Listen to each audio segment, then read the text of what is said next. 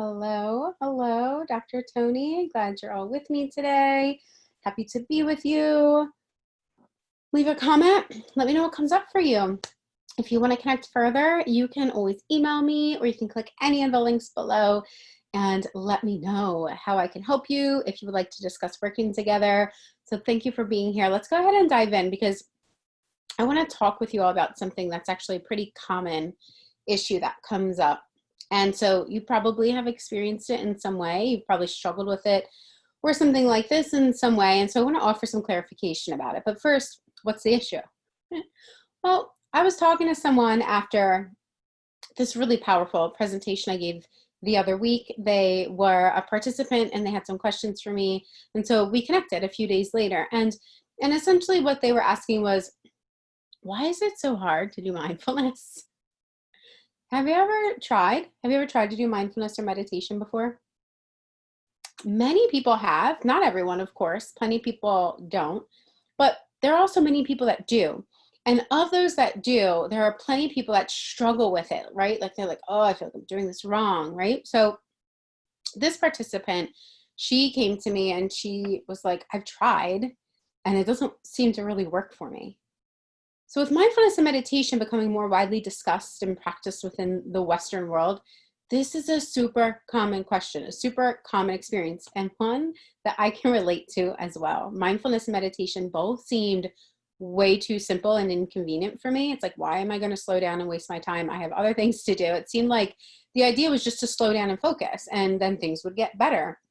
And my formerly skeptical, burnout, previous, struggling, anxious, frustrated, I could go on and on, self was just not having it.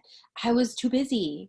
To sit. And I was too filled in my mind to try to calm it. It was already overactive, to try to calm that thing. Can you relate? I know a lot of people can. But further along my journey, my balance creation journey, my perspective shifted.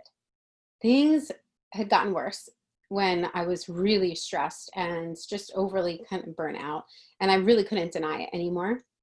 So something really had to change. And so eventually along my journey, I came back to mindfulness and meditation.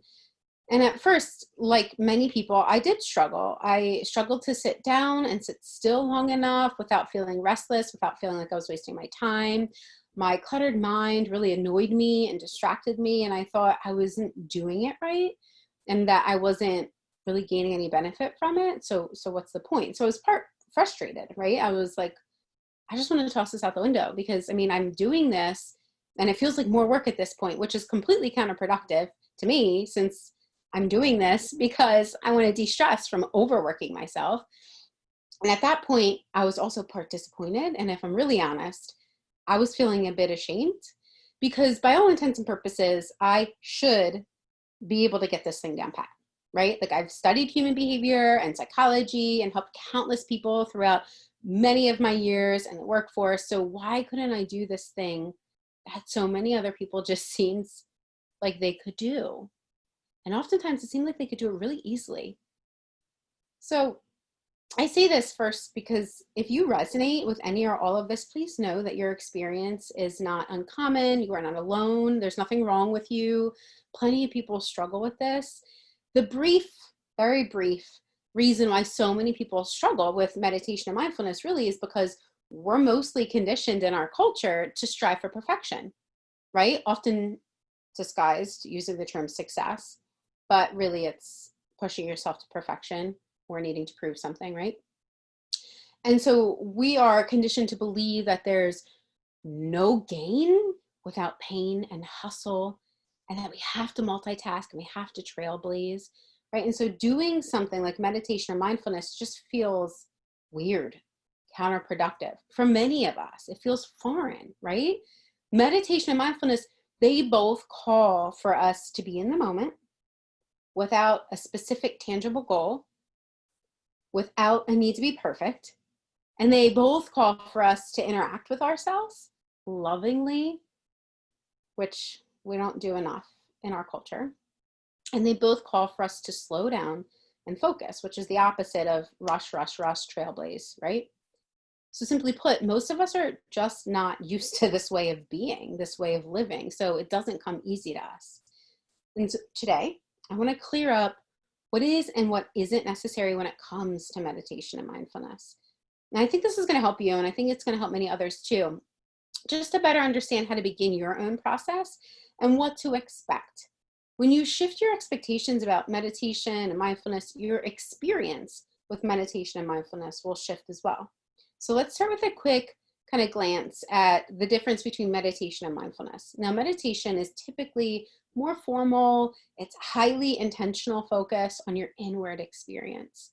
You are intentionally turning your focus inward on an internal experience like your breath or an internal sensation that you're noticing. And the focus on this internal experience without judgment of yourself or your thoughts allows for a deeper, more purposeful connection between you and you, or you, and if you believe in a higher power, a higher power.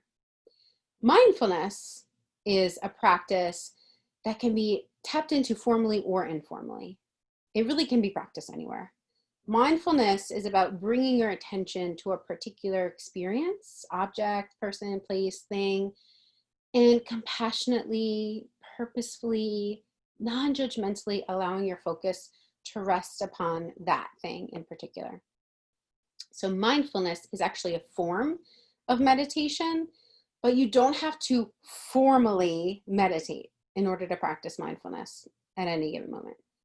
So although they're not exactly the same thing, they do overlap. If you think of meditation as an umbrella, mindfulness falls under a form of meditation, a form of meditative practice, okay? Now the research is super clear. They both help with reducing stress. They both help with relieving mental and medical and emotional health challenges.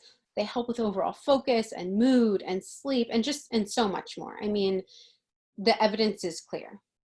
And so the goal of practicing mindfulness or meditation really isn't to just get it done, which is the framework that many busy professionals start out with. Like, I just want to get it done. If it's going to help me, let me get it done. But that's not the goal of meditation and mindfulness. And that's kind of how I felt when I first started too. I'm like, all right, well, if this is supposed to help, like, let me just sit, I'll do it, I'll get it done, it'll be better, right? It doesn't work that way. The goal is to make it a supportive practice in your life. So ongoing, not like oh, I did it, it's done, and now I can just move on and everything's better.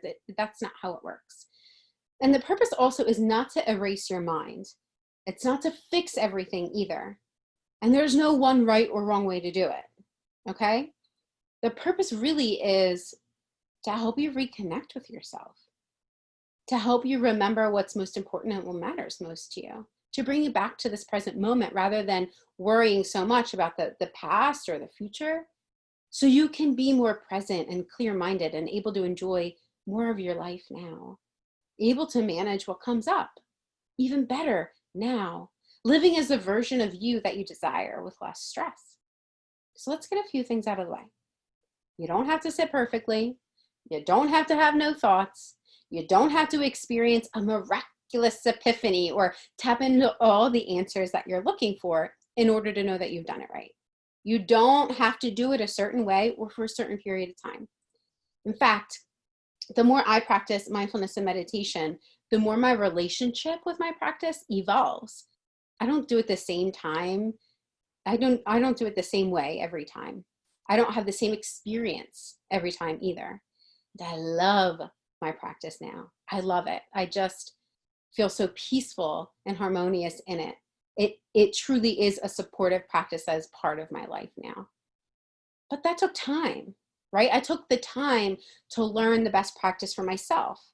And the practice that works for me is not going to be the same exact practice that works for you. That's why I don't work with clients on cookie cutter things, right?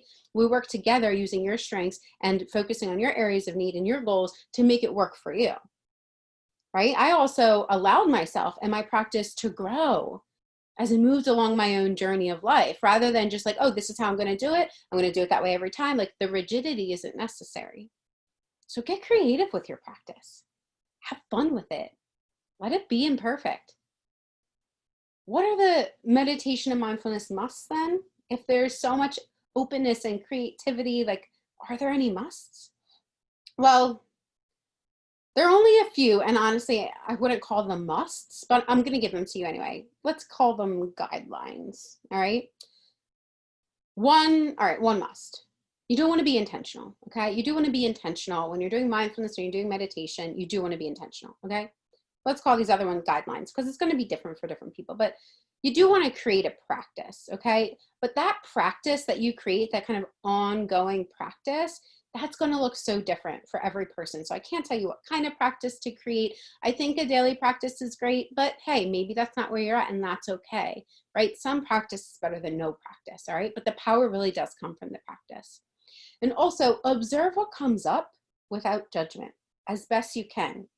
And the reason I say this is a guideline rather than a must is that because if you are used to beating yourself up and you have a very loud inner critic, and that inner critic amps up as you try to quiet your mind, you're going to feel like you're doing it wrong. And you're not doing it wrong. It's just that your inner critic has had the stage for so long, right? And so when you try to quiet your mind, your inner critic is still speaking up because that's what it's used to doing, but you're not doing it wrong. So just interact with it with non-judgment, okay? Just continue to practice and try to interact with yourself and what's coming up with non-judgment as best you can. It's not going to work out that every single time right away you're automatically going to be able to experience mindfulness and meditation without any judgment at all. That's where the compassion comes in, you know, offer yourself some grace, some space to kind of allow yourself to learn this practice in a way that works for you. Okay. All right. And for meditation, it is really helpful. And I would say, try to definitely stick with this. It's just to keep it kind of open physiology, like an open body stance. It doesn't matter if you're sitting or standing or laying down, but to kind of have an open, just straight spine. Just helps your body to be open to receive. So that's a really helpful one to have as well. But that's it. Right? Those are the quote unquote musts or guidelines that I would recommend. So remember, this isn't about just getting it done. And it's not about, getting it right. If you're struggling with get it done or get it right type of mentality, then these are results, these are manifestations, these are coming up, these are symptoms of underlying beliefs that are coming up in other parts of your life too, okay? And we need to tackle those, all right? Because those are definitely coming up in other parts of your life that are impacting you in a way that you don't like. I can guarantee you that, right? You can schedule a call with me and we can discuss working together if that's something that you want to dive deeper in, if you want to learn how to free yourself from the grasp of that mental trap that's happening for you, okay? So let me know what you think. Let me know if this was helpful for you. Let me know if you're going to try some meditation or mindfulness. All right, y'all. Till next time.